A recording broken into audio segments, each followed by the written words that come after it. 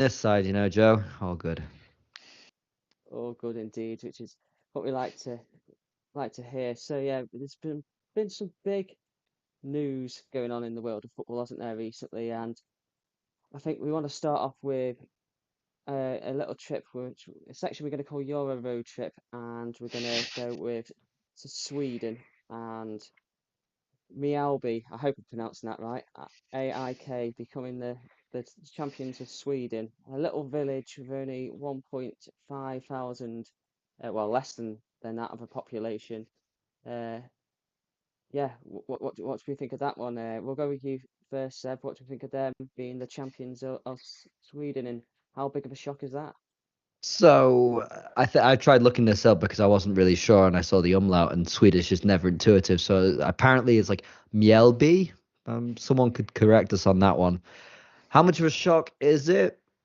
It's hard for us to say. How much do we actually know about the Swedish league? It is a bit of a weaker league than we're accustomed to watching, but given that it's just like one to 2,000 people living there, it's great. It is a good thing for football, and this is what it's all about. And by the hearing of it, it's a local club, a community club, where they have started to invest in one or two maybe foreign players, but there's still a big community in that area. And how much of a surprise is it? They have been in the Swedish top flight for the past 6 years, stable fifth, sixth finishes. So I say stable fifth, sixth finishes. I didn't watch them. I see that on the table. So how much of a shock is it? It's definitely good to take over from Malmö, who have overtaken everyone in the Swedish league and just dominated it. So it's good to see an underdog winning the league, and I think it's a positive thing for football, and it's a positive thing for a small city like Mjällby. There we go. I'll try and get it right. Very good. Very good. Mjallby, not to be mistaken with the famous former Celtic player Johan Mjallby, and we'll get on to Scottish football later. But Joe, how important is it to you? What were your thoughts when you heard about this, especially when, as Seb mentioned, you got the likes of Malmo playing in that Mm. league. You've got Hacken, AIK as well, and Augsburg to name a few that are regulars across European competition, and will probably have bigger funds than the likes of Mjallby. Yeah, I think it's fantastic. One thing I learned when I was reading about this, I don't think I realised, is that Sweden has the same 50+1 rule that Germany has. So it's not a case where sometimes you see something like this and you think, it's a big local businessman who's come in and he's bankrolled this club to success. Tony Uh, Bloom. Sorry. There we go. Indeed, indeed. But yeah, that's clearly not happened here, and it seems like they've sort of got this assistant manager. I heard, a guy called Aksum. That's only his surname. I can't remember what his first name was. Uh, but he's come in recently, and by the sound of it, completely helped them change their style of football from quite a direct style, which is what got them up the leagues. Apparently, they've played really sort of high energy, pressing, attacking football. So, as well as just being a great story because of the size of the place, it's good to see that they've done it in that sort of style as well. I think that's fantastic. Yeah, my understanding was that they basically, for the past few seasons, have built a really solid defense, and then that's just enabled them to just bring that a little bit higher up the pitch. And now maybe like a 3-4-3, very possession-based football that they play to try and just, have a good foundation and actually get more goals. But they don't have a lot of individual goal scorers. If you look at their top goal scorers, they kind of spread the goals as well, which I don't know whether that's a sign of a really good team or if it's always hard to draw that conclusion. But yeah, it's Johansson, their top scorer, who's been there for 4 or 5 years now. So it's also a really nice story. It's not like they've just gone out and tried to buy the league or whatever. Mm, I think it's great. I do like this story. yeah. Yeah, and you're looking about, you're saying that they've not brought the league title. You're looking at their previous honours. They've got the second division in 2009 and 2019, so 10 years apart from that. And then obviously the first time they've won the major championship this time round, as well as having promotions to the second division in 2017-18. So obviously they've dropped down the leagues before coming back up again, and then they were promoted to the first division in 2019 after previously being promoted before that in 2009. So yeah, it's a big occasion and a big thing for Swedish football. Does that mean we can see a bit of Swedish dominance on the way? that's a stretch. I think their World Cup qualification would justify that Swedish dominance is not really there. Sweden produces a lot of great players, and we're aware of it. We just mentioned Malmo have won what? I think it's 5 of the last 6 titles. I could be wrong on that one.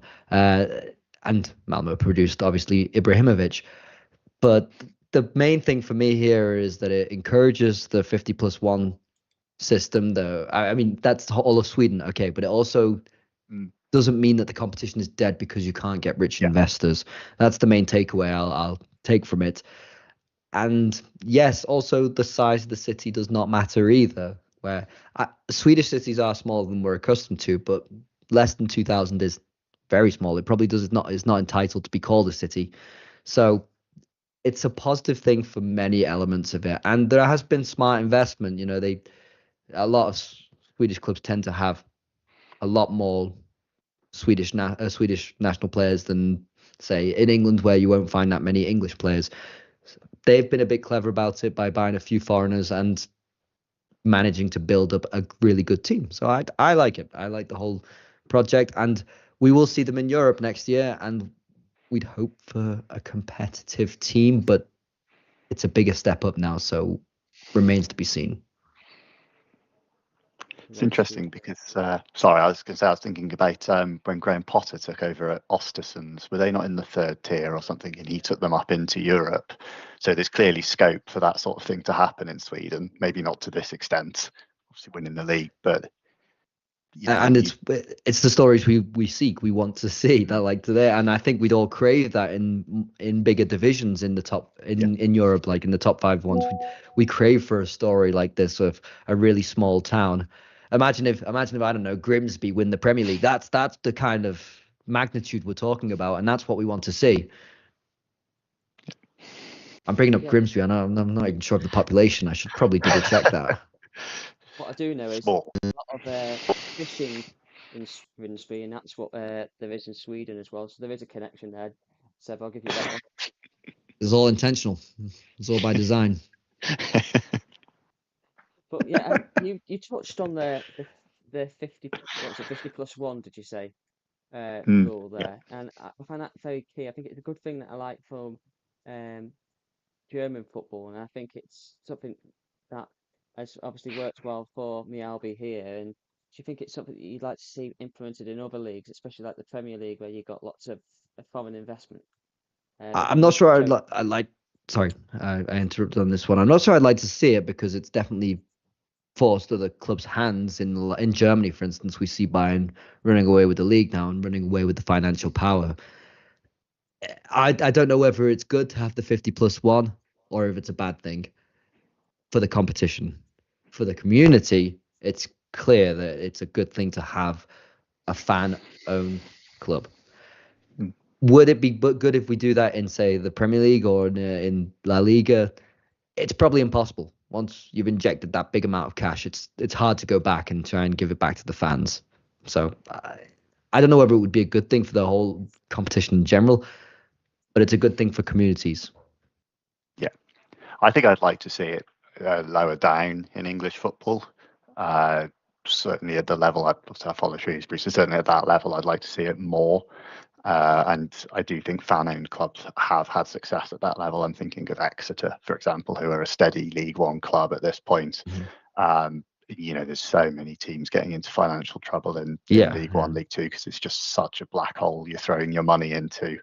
The Premier League's very different because they're all making absolutely tons of money. And it should not be about making money at this level. You shouldn't be buying a League Two club because you're seeing a potentially grand investment. It should be about the football club and the community that has brought people together. That's more essential. And I think this story is what shows that community is more important than big injections of cash. And like mentioned, my screen has just gone off on accident, but yeah, I think we need to. What was I going to say? Sorry for that. I think for Lower Down, it would be a good project. It'd be a great project for Lower Down. That's what I'm going to say. I think that's a very good point, actually, that you guys just raised about the lower divisions and how it would actually be quite good for the English game lower down the pyramid. Like you said, Joe, a lot of lower league clubs struggle financially, whether that be not. I know Sheffield Wednesday's been one recently where it's because of owner neglect. Let's just say how it is, call a spade a spade. It's owner neglect that's caused that at Sheffield Wednesday. Whereas there's other clubs further down, like you said, in the likes of League Two, like the likes of your club Shrewsbury, that are there because I don't want to obviously put words in your mouth, Joe, but because they just haven't got that the fan base of the Premier League clubs that are injecting that cash in. They've got obviously a community club like a lot of lower league clubs, and they rely heavily on gates more than the finances that come in through merchandising and television sales. So. Yeah, absolutely. And what's important to me is that I've got a club to support in 10, 15, 20 years time. I obviously don't expect us to be in the Premier League at any point, but I can see us going bust. So, that's what's important to me, and I'm sure lots of other people who support teams. If Mjallby were in the English divisions, they probably would be a lower league team looking at their attendances and what have you. So that's for me personally, I look at this and as Seb says, it's a very sort of uplifting story, and the story of the community and everything's fantastic. So to the people of Mjallby, congratulations on your title. We hope to see some great European football next season for you guys, enjoying in the UEFA Champions League, and let's hope that we can have maybe a few upsets along the way. Maybe you get your big draw against your Barcelonas, your Real Madrids, Liverpool Cities, whatever, Bayern Munich as well. Hopefully you can pull off a shock along there. And talking of shocks, let's have a look at north of the border, because I think there's another football fairy tale possibly on the horizon with. At lunchtime today, I've put this in the calendar early on in the week, with a 5-point gap between Hearts and Celtic. Well, that today at lunchtime became 8 points, with the Edinburgh club beating the Glaswegians by 3-1. Could we be seeing another football miracle here and Hearts winning the title, Joe? Well, after what we've just talked about, absolutely we could be seeing it. It is only 9 games in. And I still think the smart money will be on Celtic as the season progresses. You would expect their deeper squad will come into play. You'd expect them to strengthen in January. But I watched the game at lunchtime today, and Hearts were just terrific. They were just the better side by quite some distance, I thought. And they've clearly got a good squad. They've got a very solid defence, good goalkeeper, and then 3 up front in Kazaridis, Shankland, and is it Bravo? Is it the other one? But yes, Braga. they Braga. Yes, apologies. Top scorer at the moment. They've got real quality up there. And they've got goals as well. They've got goals in them. But then this has been, I coughed up Tony Bloom's name just earlier on. I don't know how much of it is down to him, because it seems like it's too soon to give him any credit, but this has been in the making for over a year or two. Hearts have always been a competitive. What do we define competitive? But they've been in and about. It's only once in the last 5 years they've been in the relegation group, so they are there and about. And even when you look at strikers like Shankland, he's been there he was there before this summer as well. So I think this might actually speak to the regression of Rangers and Celtic. Like we were just mentioning before, how they managed to not qualify for the Champions League against the side who were really, really awful. Because I tried watching a few of Kairat Almaty's games, and the fact that Celtic could lose to this team is a big problem. Now, if maybe Hearts go on and win the league, it's a long season still. We hope that they do for the sake of the game. My issue is I look at back home here in Switzerland. Once the Basel streak was broken, or once the young boys streak was broken, it meant the quality of football was a lot lower, and the league has suffered since. So that's the fear as well with Scotland. If you get a Hearts winning, it's a great story in itself, but it also highlights the lack of quality in that league, and it can affect a lot of other elements. Again, I'll refer back to Switzerland. So I also think the player production and the academies have suffered massively now that those big teams don't win 9 years in a row. So I think it'll be great come May when we see that they have maybe won the title. But there are bigger questions for Scottish football to ask than why. What is the rhetorical question I want to bring up? Yeah, I think there's bigger questions in Scottish football to be asked. They're slipping behind their European competitors. I mean, it wasn't that long ago Rangers were in a Europa League final, which obviously ultimately they lost. But it's hard to see them even getting past the league stage this time, and they're it is a regression. It is a huge regression. That's the flip side of Hearts. I don't want to take anything away from Hearts because they, like I say, they look really, really good. They've clearly got a good manager in there, McInnes, who knows his stuff. They've got a good team, but they are taking advantage of Celtic and Rangers being very, very poor. I mean, we were just talking about so European competitions for these two clubs. Scotland's coefficient is now lower than that of Cyprus. So, and also if they're just ahead of Sweden, that they could exchange places. So Scotland could fall really low, and they're also at risk of losing out to Israel, leapfrogging them because Israel, of course, have Maccabi Tel Aviv in the Europa League.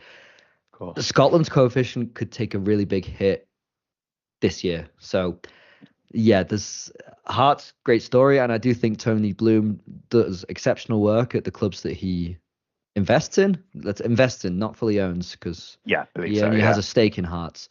So it'll be very interesting to see how they can progress if they do win the league. Let's do it for baby steps.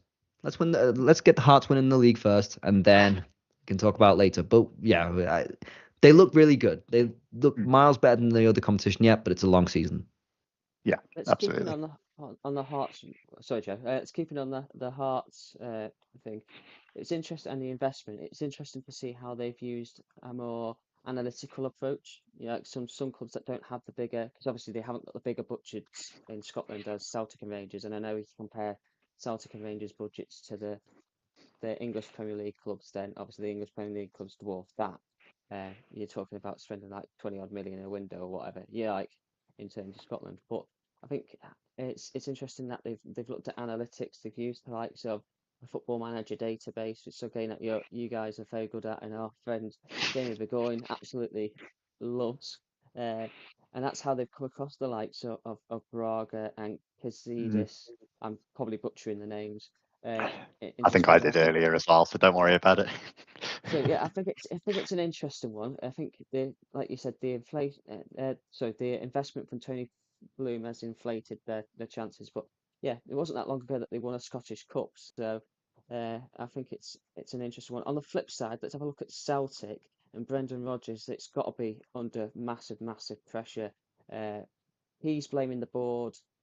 Some fans are blaming the board. Some are saying lack of investment, which I think is absolutely mad when you look at the quality in Celtic squad already.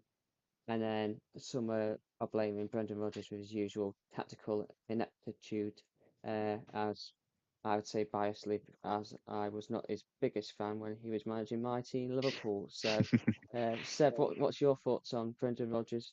Do you think he's a dead man walking, or do you think it's just a bit of a Brendan Rodgers, as much as I do rate some jobs that he's done in certain clubs, he makes himself a dead man walking. You know, he creates the situation by being so bitter and nasty, and he almost basically tries to force a club's hand to give him the sack, and that's what he's doing now. I think he's lost interest in the project, and I think that's also it's a bad indictment on Brendan Rodgers as a manager himself, but he is tactically inflexible when things are against him. I think his days are numbered at Celtic, and if they wouldn't fire him during the season, surely I know that it seems like a possibility, but who does Celtic go and get if Brendan Rodgers doesn't see the season out? Who's biting off their arm to get that job? Ange Postecoglou. I completely walked right into that one. Of course, I don't even know how I thought. Didn't see that one.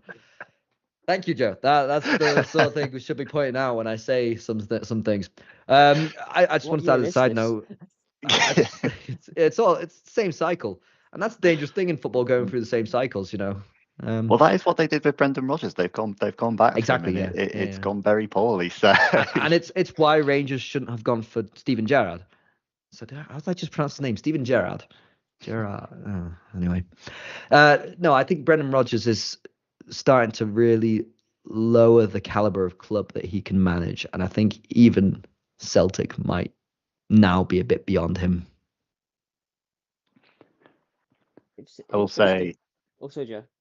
No, I was going to say, it's interesting. I sort of see why maybe it looks like they want to blame the board. I see Carter Vickers, Jota, 2 big injuries, which this time round have severely weakened the squad, it appears, whereas in previous seasons it possibly wouldn't have done.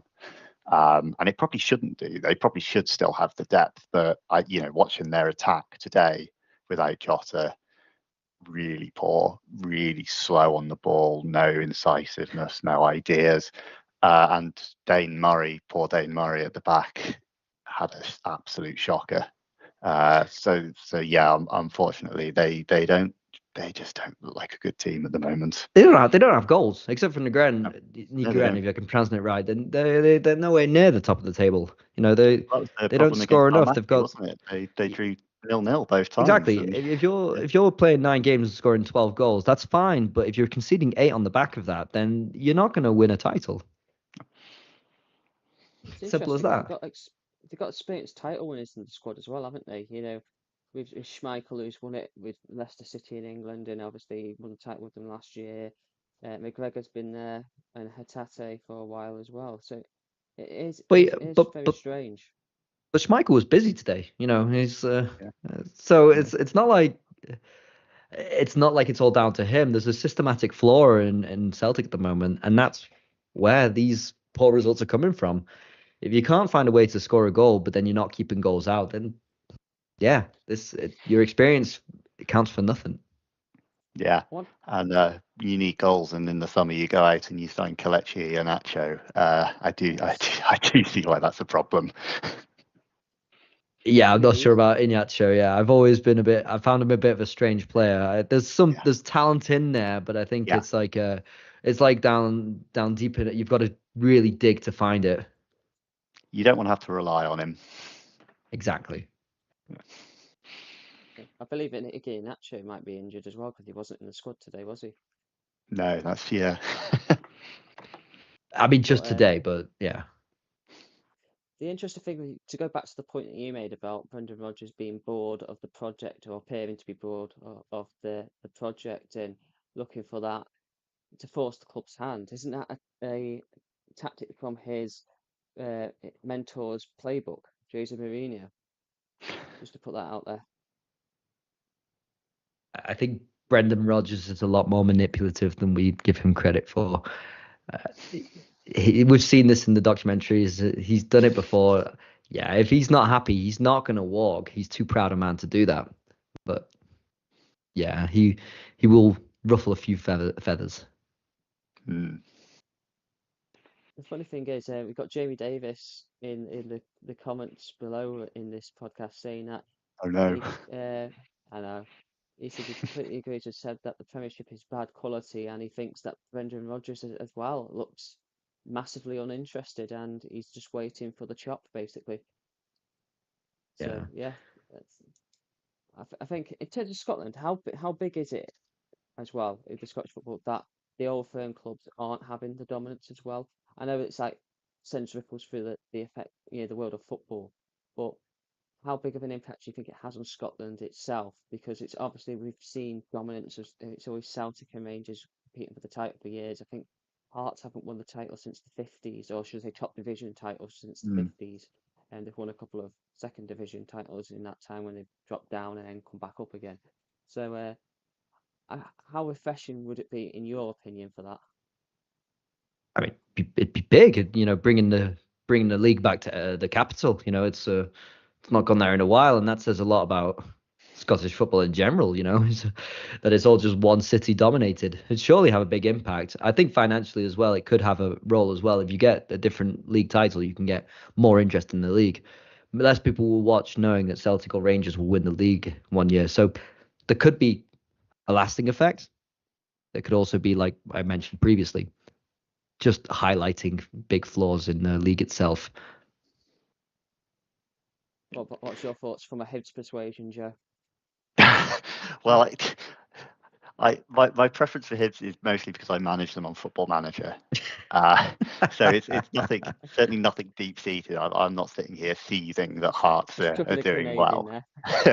No, I think it would absolutely be refreshing. I want to see it. So that's how not deep seated my affection for Hibs is. Not at all.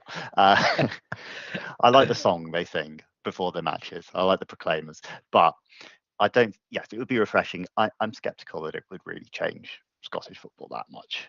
I could think of Leicester City winning the Premier League, for example, and then every league title afterwards being won by Chelsea, Man City, or Liverpool. So, and that is the effect. That is the real effect of Leicester winning the title. We don't get this super top six dominance without Leicester. Yeah, maybe it just makes Celtic wake up a little bit, or Rangers wake up a little bit. So I'm skeptical that it will change Scottish football, and it's Aberdeen won it in 1982 or whatever, and then it's been 40 years of Rangers and Celtic after that. So it could just be a flash in the pan. So, hopefully not. Hopefully it leads to a more competitive league. Hopefully, as I say, it makes Celtic wake up, but maybe it also does make the likes of Hibs or Aberdeen or Motherwell wake up and think, this has changed. Maybe they might wake up and think, Russell Martin's the guy for us. And then Russell Martin wakes up and realizes it's all a dream. All a dream. Where is Russell going next? That's the question. I think the Grimsby? silence says it all. Yeah. Grimsby. Poor Grimsby. I don't know. Yeah. Jamie pointing out that Grimsby did beat Man United this season. I hold my hands up. I should have not noted that. Big up the COD Army. I'm sure it's COD Army, isn't it? Or Mariners, sorry. Mariners. Fleetwood. Yeah. Oh gosh, yes, I butchered that. Of course. That's what we do. We're butchers. All I was thinking of was the time I saw their fans dressed up in Bacon Hotsunwood Day at Fenton Park, April time, cracking the flags, and I look across to the away end and I'm thinking, what on earth is that? You see multiple people dressed as fish in big tinfoil costumes, a guy in a full-blown fisherman's costume, and I think someone might have been dressed up as a boat as well. And I'm like, what on earth in this weather? Fair play to him. Madness. Yeah. Fan culture. Got to get behind it. I think we need more fan culture in this country at times. I think we're losing it in the top divisions. A bit of authenticity, something unique. The boats, the mariners. Sorry, I was going to say marinas. A bit different that. Absolutely. My last question on the whole Hearts Celtic discussion is: I know it's only 9 games in. I know it's an 8-point gap, but are Hearts going to win the league? That's what I'm going to push you for. A quick, clickbaity answer. Hot take. I'll be controversial. I don't know if it is controversial. I'll say yes. Okay. You see, I was also going to say yes, but now I'm going to say no, just so that we've got a range of opinions. I do worry they're first, and then it comes into the championship playoff, and that's where they get overtaken. Yeah, that is the fear. Yeah. The people's champion, the team that are first before the playoff. That's the real trophy. That's the real prize. I do wonder about their squad depth. A couple of big injuries could really take them out of it. Mm-hmm. People's champions will be Hearts of Midlothian. There we go. Hearts of the people. No. Hearts of the people. Big up the Jambos. But yeah, we're talking away from club football now. We're going to go have a look at the international scene of things because it's the women's international break at the moment, and we saw 2 of the home nations competing yesterday. Unfortunately, from a homegrown perspective, a British perspective, both Wales and England lost their home friendlies 2-1. Joe and myself were at the Etihad yesterday, and let's just say it was empty by name, empty by nature, because only 37,000 packed the stadium yesterday. But yeah, as Brazil came out 2-1 winners against England. We'll start off with the Lionesses. We'll start off with you, Joe. What were your assessment of the game yesterday? Obviously, seeing it live in person and not behind the TV screen. Yeah, I think England were taken by surprise a little bit by Brazil.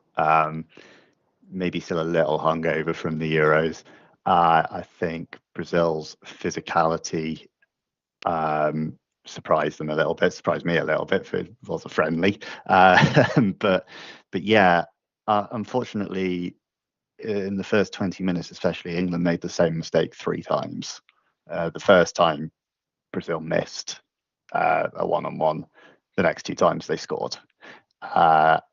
So it was frustrating, really, to see the same mistake of a player being allowed to get in behind happen 3 times.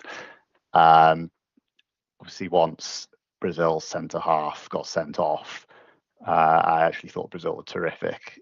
They defended really, really well. They were very, very compact. Everyone knew what their job was. England were a little unlucky to hit the bar a couple of times, but they were hitting the bar with sort of long shots. I think Stanway had one from the edge of the box, which hit the bar. There was Greenwood's free kick. It wasn't sort of clear-cut chances. I thought England were just a little slow to move the ball around. They weren't making Brazil move or come out of their shape at all. I think maybe this is where England lack. Unfortunately, Lauren James has been injured, so I do think someone like Lauren James makes a difference in those sort of games. She can unlock a defence with a sort of run, take players out of the game, or she put a good cross in. So yeah, and there were a few new players in the team. So I'm thinking Maya Letitia. So it wasn't a great performance. Thankfully, it was only a friendly.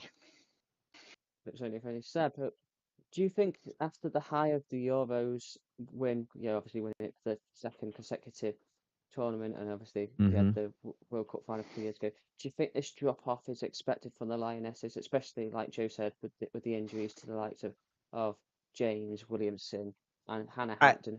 She's set to come back in the week, Hampton, from her elbow injury, but yeah, and you don't take the risk on a friendly. That's of course the case. Now England have got to. I know it's difficult to say for 2-time Euro champions to kick on, because the World Cup is now the big one that they want, and this is where Wiegman will show what she's worth. It's a friendly against the next hosts of the World Cup. I don't know how much you can take from it. I didn't get to see it, so you guys will have more insight on it than me. But yeah, this is now so obviously bringing the Euros to England it was a great thing. Wiegman has earned her salary, but she's an ambitious lady. She wants that. She wants the World Cup, and like you say, if James is missing, she's a difference maker. She's a divisive figure, but she's definitely a difference maker. And yeah, Hannah Hampton, if she's back in the next set of fixtures, then I don't think there's too much worry. You still want to see something from England, though, in these friendlies against the likes of Brazil. Like we have Jamie mentioning that England losing to next World Cup hosts, wants to see something, because Brazil are going to be there and hopefully challenging, wants to see a bit more of a competitive edge there. Big time for England at the moment, and it's a competitive time. And as Jamie's just said in the comments below, big 2 years coming up for Serena Wiegman. I think do you think losing her assistant, who's now gone and taken the Netherlands job, do you think that's played a massive part in this, or do you think I'm reading too much into that scenario? Because I feel like I've seen it time and time again with the management team where they have so much success and then they lose a key cog and everything just seems to just go. Difficult to say, isn't it, until we get the proof. Wiegman will have surrounded herself with the right people anyway, so we'll see. It's difficult to say. I think Joe could probably answer this one better than me, what the effects would be of Wiegman losing her assistant to the Netherlands. Well, I would agree with you. It's quite difficult to say. I would say one thing I do think is a lot of the issues with the performance yesterday were actually also there in the Euros. It was a fantastic achievement to win that, and I don't want to take anything away from them. But we did need some sort of magic moments to get past Italy, for example, who did sort of outplay us for quite a lot of that match, and it took a 94th minute equaliser or something like that. So it wasn't a Euros where England were clearly the best side throughout. We kind of bumped our way through and then played very well in the final, I thought. And the final was probably our best match. But I think a lot of these problems with England have actually been around for a while. And credit to them all for coming through them and being able to mask them to an extent and still winning matches, because at the end of the day, it's the result that matters. If you win the Euros but don't play very well, you've still won the Euros. Yeah. So it's not a big problem. But I do fear in the World Cup, a team like the USA will perhaps be a bit more have a bit more composure than Italy to see out a 1-0 win. This can turn both ways with losing the assistant as well. His name Verink, because she's been working with him for a long time, even back in the days of the Netherlands. So, it's what is 7-year work relationship that is just suddenly disappearing. It could benefit Wiegman having a different person on the bench saying this, that, and the other, because Wiegman, as we know, is quite a stubborn person. If she brings in someone who's different, a bit more open-minded, maybe, I don't know, then this could be to her benefit. But like mentioned, we'll have to wait and see. Yeah, new ideas can be a positive, absolutely. And I think England do need some new ideas. So, I try not to be too negative, because we have achieved a lot under Serena and she's been brilliant. But it does feel like it's just something new would be very welcome at the moment. Mm-hmm. Talk about something new. The one thing that did disappoint me yesterday, other than the result, was the fact that when she made the changes, she didn't really, apart from obviously she put my Letitia starting, there wasn't really much change in personnel from previous squads. I would have liked to have seen the likes of maybe Taylor Hines or Grace Fisk come on and play a big part in the game yesterday. I was happy to see Aggie Mang come on. I was happy to see Bronze and Beaver Jones, because they've tried and tested, but maybe would have liked to have seen, with it being a friendly, you can make a bit more than 3 subs. So I would have maybe liked to have seen the likes of someone else, a new player, come into the fore and see what they could have done. I don't know if you guys agree with that statement or. Yeah, with a friendly and you've got 12 people on the bench, you can bring on more than 3. That's just, I'll agree with you on that, and then I'll leave it to Joe. Against 10 players as well, with fresh legs can make a huge difference. So yeah, only bringing on 3 did feel a little odd. Let's move on to Wales now, because it was Jess Fishlock last game. She said emotional farewell to international football as Wales were beaten 2-1 by Australia. She played 92 minutes as she won 166 cap for her country, teeing off a wonderful international career for her. How big of an impact do you think that the stories of the likes of Jess Fishlock is going to have on Welsh football going forward, Seb? So I'm not incredibly familiar, but I think there's a lot more to Jess Fishlock than just on the pitch. She's been advocating for a lot more training facilities being available to women and trying to help the game in general for women. Now, obviously, she has played for Wales a long time. I think that's important, figures like that. And you also hear stories about outside of football, how nice a person she is, how dedicated to the fans she is.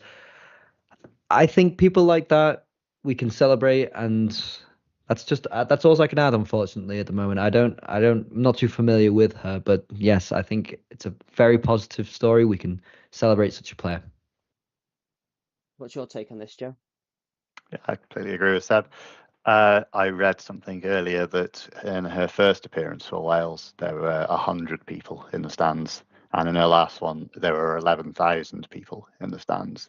So I think that represents obviously the growth of women's football in Wales, which she has been a part of pretty much from the start. Even. Yeah, indeed, yeah. So yeah, she has been a part of that growth from the start, and it will be difficult to see Welsh women's football without her. But her legacy, hopefully, will be that this Wales team will continue to improve now that they'll hopefully have inspired a new group of players to come through. They'll have a bigger pool of players to pick from. obviously a lot of these competitions are expanding. Wales, it was great to see Wales at the Euros last year. They got drawn in an absolute horror group, but I thought they performed quite well, really. They were fairly competitive. They scored a couple of goals. So yeah, her legacy will hopefully be that Wales will keep improving, that they'll have a bigger pool of players to pick from, and they will just keep on competing. And she's encouraging that generation now, especially in Wales, not just in England, but that's the key element to it as well. And a great way to bow out Wales getting to the Euros and her being able to bow out on that stage. Yeah, absolutely. I think that's a nice way of wrapping the show up, to be honest. I think, the fact that she's taken her country to the greatest stage, an international tournament for the first time. She's represented them 166 times and scored countless important goals, inspired the next generation, and I think that's a lovely sentiment to end on. So thank you, Joe and Seb, for joining us tonight. Thanks to everyone for listening and watching here to Let's Talk Football. Don't forget to smash that like button, subscribe to Let's Talk Football for more content and hopefully more editions of this podcast. Thanks again, and see you all again